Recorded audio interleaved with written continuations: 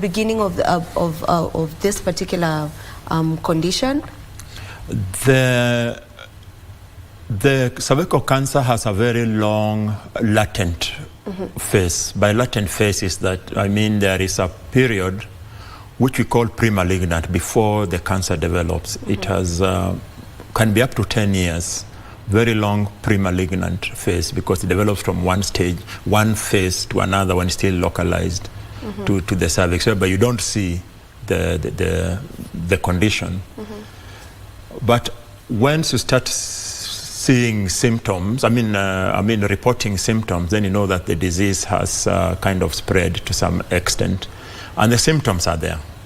And this include abnormal vaginal discharge, really unrelenting vaginal discharge that does not respond to conventional treatment. The second most common presentation is, we call it post-coital bleeding, bleeding after sexual contact.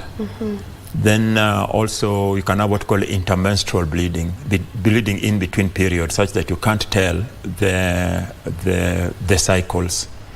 In addition, when there's been a little bit of spread, you start having the pain symptoms, pelvic pains, pain on going for a long call, pain going for a short call, pain in the legs, amongst other present signs. But those are the common signs and common presenting symptoms. And this comes way later.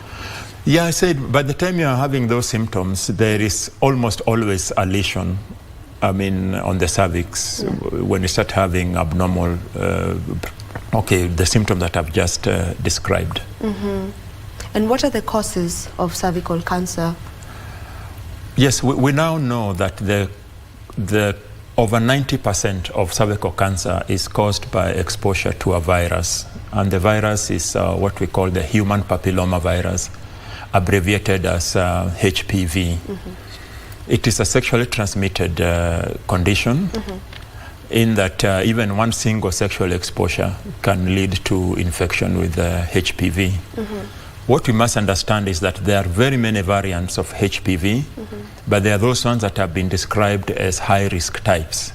I will not mention all of them here, but just to highlight a few: type 16, type 18, amongst others that have been shown to be the high-risk types. And so the issue is not really infection with the virus, because it happens even with a single sexual exposure. What's of concern is persistence of the disease.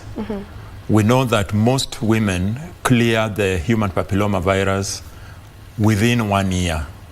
But if the disease persists because of one reason or another, and there are predisposing factors to persistence of disease, this could be due to either low immunity because of one reason or another, could be due to HIV, organ transplant, chemotherapy, amongst others, that made the virus persist, and that gives it chance to cause changes in the cell that will finally lead to cancer.